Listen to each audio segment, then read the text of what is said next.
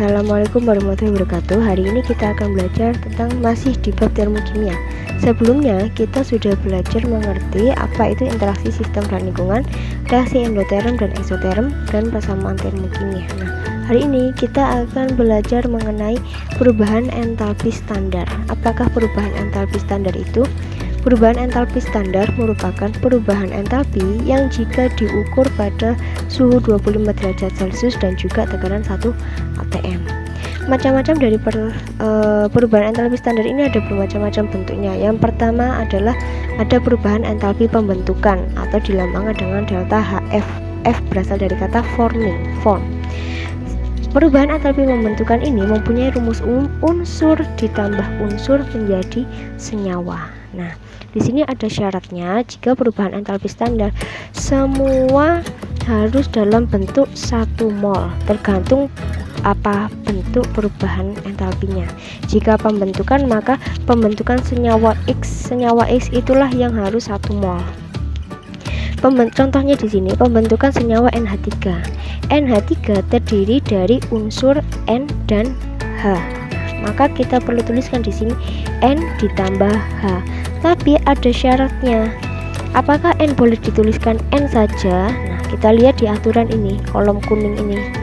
N tidak boleh dituliskan dalam keadaan bebas atau sendiri, tetapi dia harus dituliskan dalam keadaan diatomik atau berupa molekul, yaitu N2. Sehingga kita tuliskan di sini N2 ditambah H. H kita lihat dulu, H di aturan yang ditulis keadaan bebas ada apa enggak? Nah, ternyata tidak ada. H harus dalam bentuk keadaan diatomik, sehingga kita tuliskan H2. N2 ditambah H2 menjadi NH3. Setelah itu kita setarakan unsur yang di sebelah kiri harus sama dengan unsur yang di sebelah kanan. Kita harus berpatokan pada NH3. Kenapa? Karena di sini yang diminta adalah pembentukan senyawa NH3. N di ruas kanan ada 1, di ruas kiri ada 2, sehingga supaya menjadi 1 kita berikan koefisien sebesar setengah. Setengah dikalikan 2 menjadi 1, pas. H di sebelah kanan ada 3, di sebelah kiri ada 2. Nah, supaya menjadi 3 maka kita perlu kalikan koefisiennya menjadi 3/2. Kita cek 3/2 dikali 2 hasilnya adalah 3. Nah, sehingga ini sudah setara. Dan jangan lupa menyertakan nilai delta H-nya. Yang kedua adalah perubahan entalpi penguraian. Perubahan entalpi penguraian ini kebalikan dari perubahan entalpi pembentukan. Perubahan entalpi penguraian itu menguraikan 1 mol senyawanya menjadi unsur-unsurnya pada keadaan standar. Nah, contoh ya, penguraian senyawa H2SO4. Maka dari senyawa H2SO4 ini dari senyawa menjadi unsur ditambah unsur. Senyawanya berupa H2SO4 dan harus dalam keadaan 1 mol karena dia standar. 1 H2SO4 menjadi, kita uraikan menjadi unsur-unsurnya. H2SO4 terdiri dari unsur H, S, dan O. Kita cek H apakah boleh dalam keadaan bebas, tidak boleh, dia harus dituliskan dalam keadaan H2. Oke, kita tulis H2 ditambah S. S boleh dalam keadaan bebas, maka kita tulis S. O kita tuliskan secara diatomik, yaitu O2. Baru kita setarakan apakah sudah sama apa belum. Nah, di sini H2, di sini juga H2, pas. Di sini S-nya 1, di sini S-nya 1 juga sudah pas. Di sini O-nya 4. Nah, di sini ada 2, maka di sini di depan O2 maka kita harus tambahkan 2 O2. Nah, itu baru menjadi setara. Sertakan dengan nilai delta H. Yang ketiga yaitu perubahan entalpi pengatoman. Kalau pengatoman itu sama, hampir mirip dengan penguraian, tetapi kalau pengatoman semuanya sudah tidak mengikuti kaidah kolom kuning. Semuanya langsung dalam bentuk atom-atomnya, tidak perlu dalam keadaan bebas ataupun dalam keadaan diatomik. CO2 diatomkan sehingga CO2 terdiri dari atom C dan O. Maka langsung aja tuliskan C ditambah O, tidak perlu O2. Baru kita setarakan jumlahnya. C-nya ada 1, C-nya ada 1, O-nya 2, O-nya ada 2, sudah setara. Yang keempat ada perubahan entalpi pembakaran. Ketika pembakaran maka kita bicara tentang direaksikan dengan oksigen. Nah, di sini ya ciri-cirinya, dan menjadi CO2 dan H2O. Perubahan entalpi penetralan adalah perubahan entalpi yang menyertai netralisasi 1 mol asam oleh basa atau 1 mol basa oleh asam. Ini ya, 1 mol basa oleh asam. Yang keenam, perubahan entalpi penguapan. Kalau menguap berarti perubahan fase dari cair menjadi gas. Kalau peleburan itu dari padat menjadi cair, dari padat fasenya solid menjadi cair. Nah, di sini ya fasenya liquid. Yang ke-8, perubahan entalpi sublimasi. Kalau menyublim maka perubahan fase dari padat menjadi gas. Contoh, sekarang kita masuk ke contoh menghitung perubahan entalpi. Contoh yang pertama, pada reaksi pembentukan senyawa H2SO4, pembentukan senyawa H2SO4 dilepaskan kalor sebesar 900 kJ. Buatlah persamaan termokimia yang tepat untuk reaksi tersebut. Karena di sini bicaranya pembentukan, maka unsur ditambah unsur menjadi senyawa. H2SO4 terdiri dari unsur H, S, dan O. Kita kembalikan ke kaidah kolom kuning tadi ya.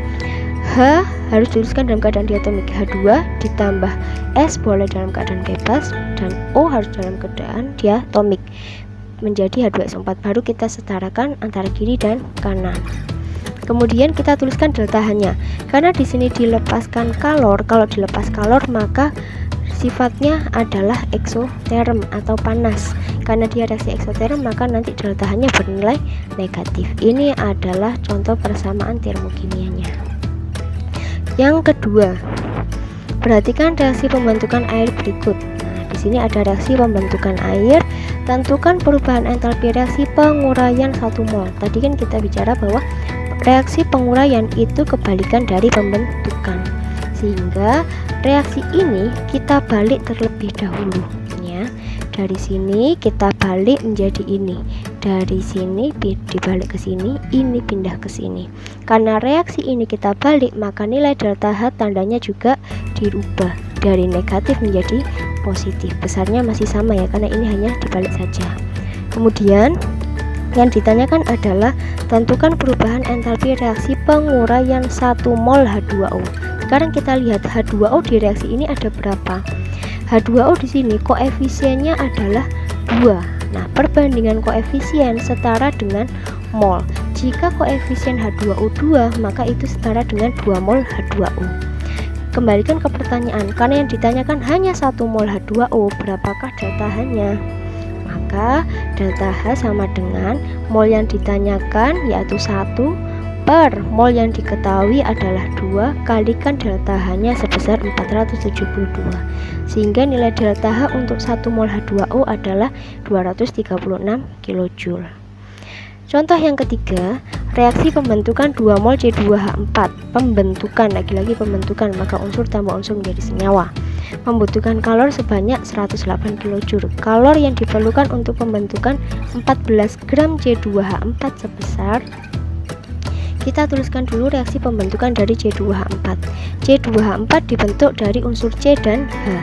C boleh ditulis sendirian, ikuti aturan kolom kuning. Nah, C ditambah H, tuliskan secara diatomik H2 menjadi C2H4. Lalu kita setarakan jumlah kiri dan kanan. C2 di sini kali 2, di sini hanya 4, maka ini kalikan 2. Delta H-nya, karena di sini kata-katanya membutuhkan kalor, maka nilai delta H sebesar positif. Nah, kemudian kita kembalikan ke soalnya. Reaksi pembentukan 2 mol C2H4. Kita lihat reaksi yang kita punya di sini koefisien C2H4-nya 1.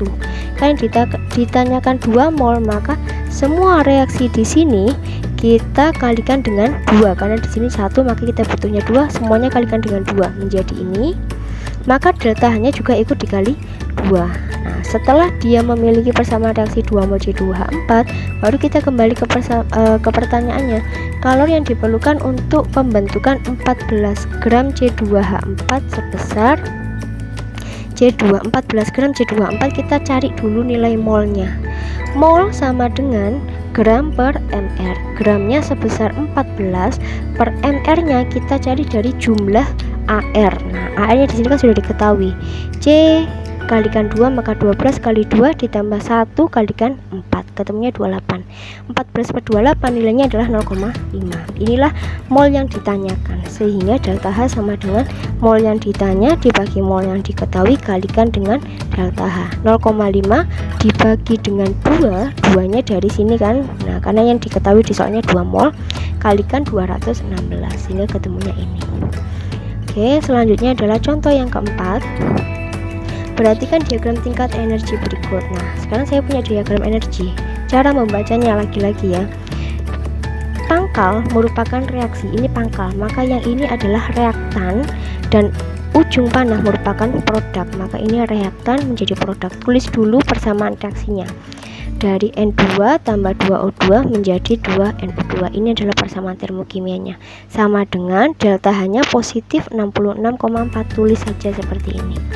Berapakah nilai perubahan entalpi untuk reaksi pembentukan 0,672 liter gas NO2 pada keadaan STP? Di sini yang diketahuinya liter bukan mol, maka liter dalam keadaan STP ini kita rubah menjadi mol. Caranya adalah rumusnya volume STP 0,672 dibagi dengan 22,4. 22,4 ini sudah ketetapan, sehingga nilai dari mol NO2 adalah 0,03. Kembalikan ke pertanyaan. Nilai perubahan entalpi reaksi pembentukan 0,672 liter gas NO2. Kita fokusnya ke NO2. Lihat NO2 koefisiennya berapa? 2. Maka setara dengan 2 mol. Sehingga delta H-nya sama dengan mol yang ditanya 0,03 dibagi dengan mol dari yang diketahui yaitu 2 kalikan dengan 66,4. Sehingga nilai delta H untuk reaksi tersebut adalah 0,996 kJ. Nah, cukup sekian dulu pembahasan dari cara mencari perubahan entalpi standar.